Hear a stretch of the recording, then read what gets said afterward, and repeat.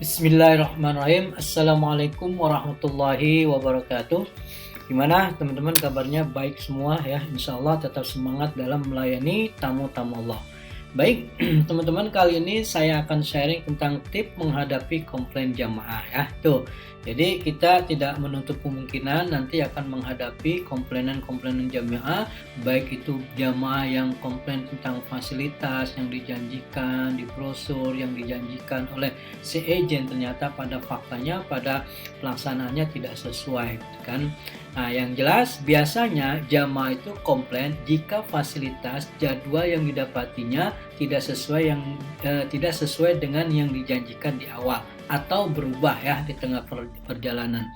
Dan itu semua bisa diatasi segera jika kita tahu cara menjawabnya atau tahu alasan perubahan tersebut ya tuh. Nah, itu perubahan-perubahan itu biasanya dikarenakan kenapa? Yang pertama berubah jadwal, berubah harganya, berubah hotelnya, berubah pesawatnya. Dan perubahan seperti ini itu dialami hampir seluruh travel, baik itu travel yang kecil maupun travel yang besar, baik itu travel yang sudah lama maupun travel yang masih baru. Hampir semuanya, tidak ada yang tidak mengalami seperti ini ya. Tuh. Kenapa? Karena dunia umroh itu berhubungan dengan pihak ketiga. Ya, di situ ada pihak maskapai, ada pihak hotel, termasuk ada pihak di si jamaah itu sendiri ya tuh. Nah, artinya apa? Tapi alhamdulillah perubahan-perubahan seperti itu sifatnya itu tidak mayoritas ya, tidak mendominasi. Ya, paling dari sekian itu hanya berapa persen ya kan, tidak pernah sampai sampai 80 sampai 100%. Itu pun ya artinya apa? Perubahan itu paling ya hanya sekitar 10-20%.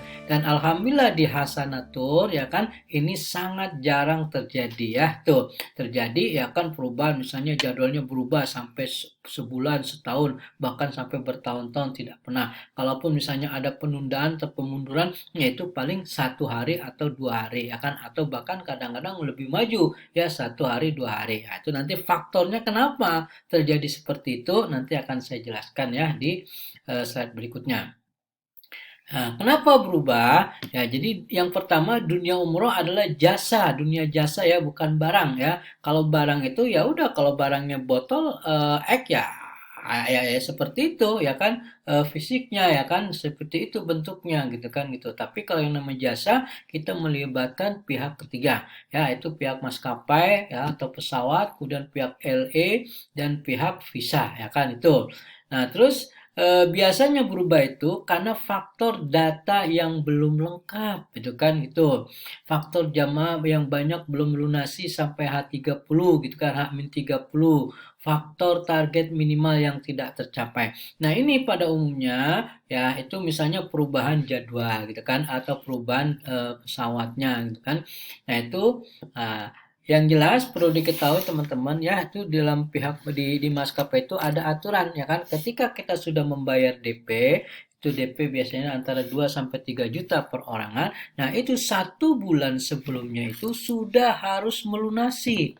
Kalau tidak melunasi gitu kan, tidak melunasi itu akan di cancel ya kan, artinya apa, akan dirubah jadwalnya mungkin besoknya atau lusanya ya kan, sesuai dengan request dari pihak travel. Dan ini sering terjadi, artinya apa, jamaah itu sudah diarahkan tolong ya kan pelunasan H-30 kemudian dokumen H-30, tapi dalam pelaksanaannya masih banyak jamaah yang istilahnya sudah hampir seminggu belum lunasi, dokumen belum dilengkapi. Nah, itulah yang menyebabkan akhirnya karena kita tidak berani ya kan, tidak berani menanggung resiko dengan melunasi sendiri kan, apalagi kalau jumlahnya banyak, ya udah akhirnya kita mengikuti aturan dari maskapai, yaitu pesawatnya akhirnya berubah. Sama hotel juga seperti itu ya kan, hotelnya berubah, harusnya hotelnya A menjadi B gitu kan gitu. Ini faktornya kenapa?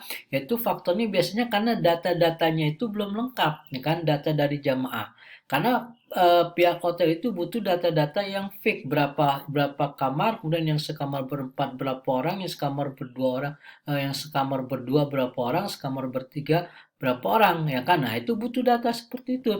Nah, data itu tergantung dari dokumen atau paspor yang dikumpulkan oleh jamaah tersebut. Nah, ini kadang-kadang jamaah sudah mendekati keberangkatan, dokumen belum dilengkapi. Akhirnya yang terjadi apa? Ketika kita mau melunasi, ya ketika jamaah sudah lunas, dokumen sudah lengkap, dan kita mau bayar ke hotel, ternyata hotelnya sudah penuh atau terisi sebagian. Nah, itulah yang akhirnya kita apa? Ya kita mencari hotel lain sebagai penggantinya. Yang jelas tetap insya Allah targetnya setaraf ya gitu. Kalau tadinya bintang 3 ya bintang 3, hanya namanya mungkin berubah. Itulah yang menyebabkan kenapa terjadi perubahan.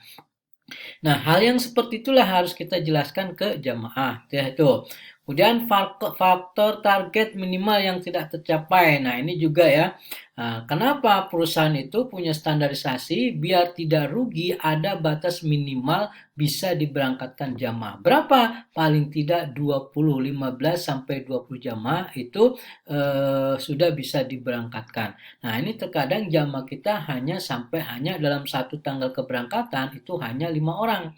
Kalau dipaksakan 5 orang itu travel akan rugi. Kenapa? Karena travel harus membayar tour leader ya kan, membayar istilahnya mutawib dan sebagainya ya kan, dengan minimal yang sudah ditentukan. Nah, itu ya itu. Nah, kalau terjadi perubahan misalnya 5, hanya 5, itu akan ada beberapa kemungkinan.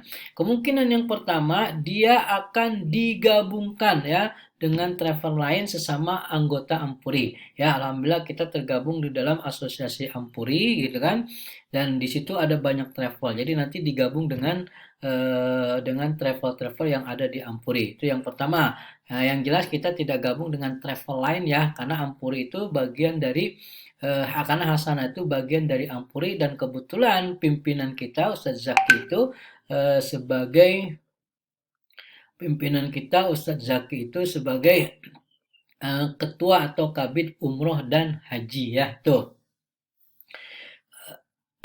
Terus yang kedua ya kan, jadwalnya dirubah atau dialihkan atau diundurkan ya, dengan jadwal yang sama yang harusnya berangkat tanggal 18 ya kan, digabungkan yang berangkatnya tanggal 19 atau tanggal 20 misalnya, dengan program yang sama ya, artinya jadwalnya dirubah gitu kan. Terus yang ketiga itu kan bisa kita tawarkan private ya kan, jadi misalnya dia sekeluarga nggak bisa istilahnya digabungkan, nggak mau digabungkan, nggak mau berubah jadwalnya, tetap ya udah kita tawarkan private, harga private. Tapi kalau harga private itu biasanya 3 kali lipat dari harga yang normal gitu ya tuh.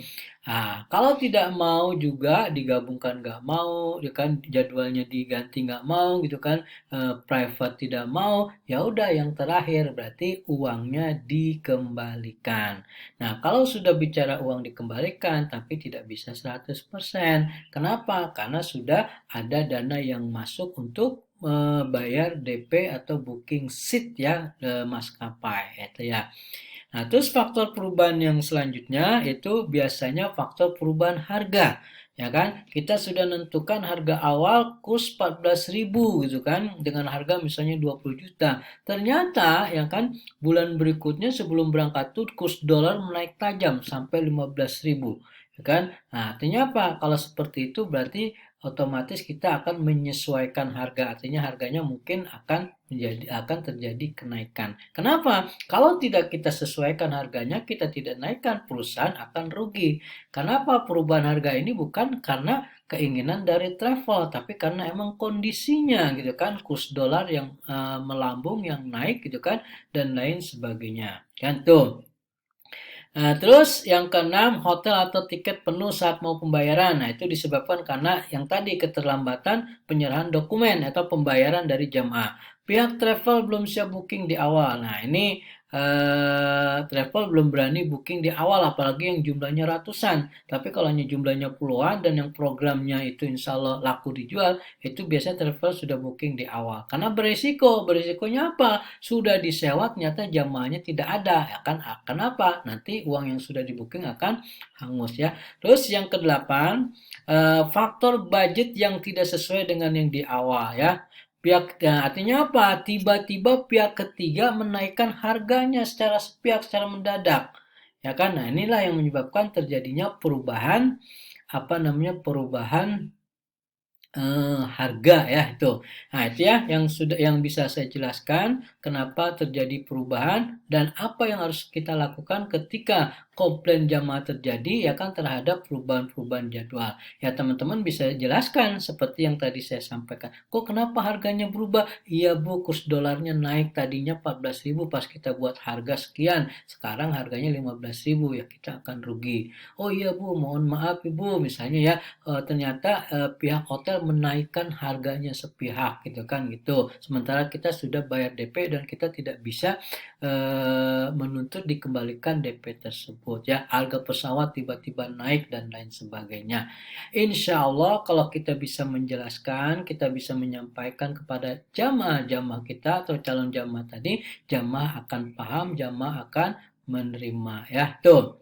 Nah, terus tip aman dari komplain dan tahapannya. Nah, ya kan ini tip aman ya dari komplain dan tahapannya.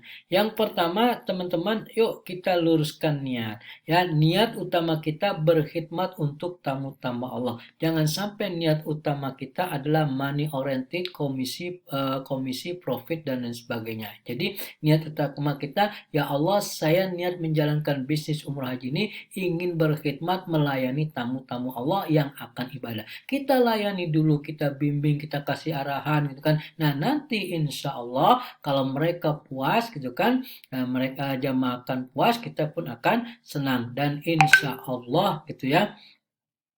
Kalau ada komplain-komplain dari jamaah, ada masalah-masalah apapun, Allah yang nanti akan membantu, Allah yang nanti akan menyelesaikan, memberikan solusi kepada kita ya. Asal niat. Insya Allah kalau niat kita sudah lurus, niat kita sudah benar ya kan, Allah yang akan membantu ketika ada permasalahan, ketika ada komplain gitu kan, dan Allah yang akan memberikan rezeki atau memberikan keuntungan demi keuntungan kepada kita ya. Keuntungannya berupa apa ya? Mungkin jamaahnya yang tadinya berangkat satu bulan berikutnya berangkat jadi 20-30 orang. Dia membantu mempromosikan, mempresentasikan dan lain sebagainya ya. Itu ya jamaahnya ya kan. Atau kita dapat closingan jamaah baru ya kan dari jamaah-jamaah yang lain. Terus yang kedua, jangan pernah mengatakan pasti ya kan. Bu, hotelnya pasti ini, Bu, hotelnya pasti pesawat ini, tapi katakan insya Allah dan setaraf ya. Jadi bilangnya hotelnya apa? Insya Allah Bu, hotelnya ini atau setaraf ya. Insya Allah Bu, pesawatnya ini atau setaraf ya. Tuh, jadi kita bahasanya insya Allah. Kemudian ketika ada komplain, agen wajib mengatasi memberikan penjelasan di awal ya. Jadi silakan dijelaskan di awal penjelasannya ya seperti yang tadi saya sampaikan kenapa berubah jadwal, kenapa berubah harga dan sebagainya disampaikan dijelaskan di awal sesuai dengan kapasitas atau kemampuan kita menjelaskan. Tapi ketika tidak mampu menjawab ya serahkan aja ke bagian operasional kantor ya. Oke. Ketika tidak mampu serahkan ke bagian operasional kantor ya itu ke Ustadz Ridho. Nanti Ustadz Ridho yang akan memberikan penjelasan kepada calon jamaah atau jamaah tersebut yang komplain. Terus tetap berada di pihak hasanah ya. Jangan memprovokasi jamaah atau pengaruh jamaah atau mengarahkan jamaah langsung ke komplain ke Ustadz Zaki. Ya artinya jangan sampai memprovokasi. Iya Bu, contoh provokasi seperti ini nih ya. Seperti ini. Iya Bu, payah Bu hasanah gitu kan. Jadwalnya berubah, saya juga kecewa. Udah Bu, komplain aja Bu, langsung ke ini, ke Ustadz Zaki ya. Tolong jangan sampai langsung ke Ustadz Zaki, tapi lewat bagian operasional atau ke Ustadz Ridho atau ke staf hasanah lainnya.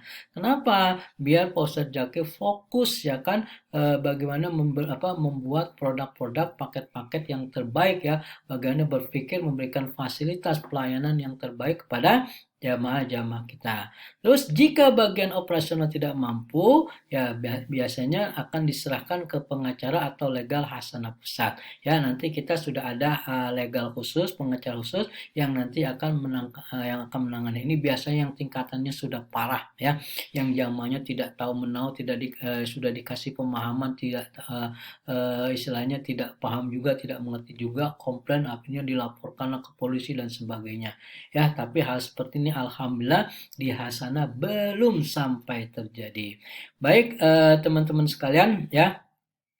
Demikian yang bisa saya jelaskan tentang tip aman dari komplain. Yang jelas yang harus dikasih catatan bahwa yang namanya ketidakpuasan itu pasti ada dari jamaah. Tapi asal kita bisa menjelaskan, bisa kita menangani di awal, asal ada komunikasi, asal ada informasi yang jelas kepada jamaah, insya Allah ini akan sangat membantu meminimalisir yang komplain-komplain dari jamaah. Baik, terima kasih dari saya. Cukup sekian. Mohon maaf yang sebesar-besarnya. Ya, usikum wa iyyakum. Wassalamualaikum warahmatullahi wabarakatuh.